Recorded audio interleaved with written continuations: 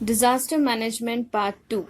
In the previous presentation, we have learned about what do we mean by disaster management, what is the meaning of flood, what are the causes for the occurrence of flood, and what are the measures to control flood.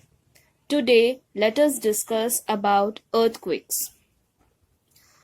Earthquake is the shaking of the surface of earth resulting from the sudden release of energy in the earth's lithosphere.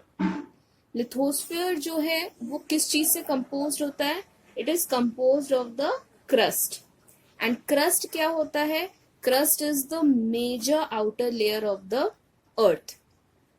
An earthquake is the result of sudden release of the stored energy in the earth's crust. अर्थ के crust में मतलब उसके outer layer में जो energy stored होता है उसकी sudden release से अर्थक्वेक कॉज होता है. ठीक है. अब यहाँ पे बताया जाता है, अगर हम सिंपल वर्ड्स में बोले, a part of surface starts moving because of earth internal movement. Earth के इंटरनल मूवमेंट होने के कारण से जब कोई सरफेस का पार्ट मूव होने लगता है, हिलने लगता है, तो उस कारण से क्या होता है? अर्थक्वेक होता है. अब अर्थ एक डायनामिक बॉडी है एंड दस वाइब्रेट्स रेगुलरली. इसीलिए जो वाइब्रेशंस है वो रेगुलर बेसिस में होता है. कभी कभी ये वाइब्रेशंस इतने ज्यादा लाइट होते हैं कि आपको वो फील नहीं होते, but when the vibrations are more it results to earthquake. Three major causes of earthquakes are plate tectonic cause and non-tectonic cause. अर्थ का जो सरफेस है वो 12 प्लेट से क्रिएट होता है. जब ये प्लेट्स एक दूसरे से टकराते हैं तब अर्थक्वेक होता है. नॉर्मली जो टेक्टोनिक प्लेट है वो स्लोली मूव होता रहता है, but they get stuck at their edges due to friction. Friction के कारण से वो स्टक हो जाते हैं.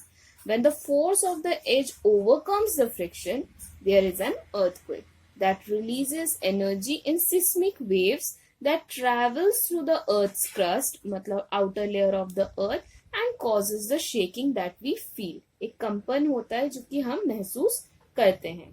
Next होता है tectonic cause. The earth is built up of different pressure and temperature zone. Earth में अलग अलग pressures और temperature के zones होते हैं. जब ये प्रेशर बहुत ज्यादा इंक्रीज हो जाता है, the rocks under earth start getting cracked itself. After a big earthquake, earth takes some times to come in original और प्रीवियस पोजीशन.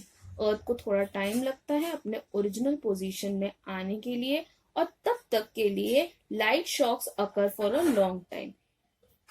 लास्ट होता है नॉन टेक्टोनिक कॉज, जो कि ज्यादा डेंजरस नहीं होता है.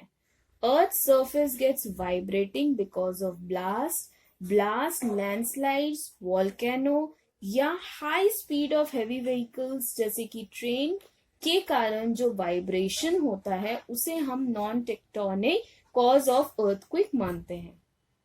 Even biggest volcano earthquakes are very light as compared with the medium tectonic earthquake. अगर हम इसका कंपैरिजन करें टेक्टोनिक कॉजेस से, सो उससे ये बहुत ही ज्यादा माइल्ड होता है.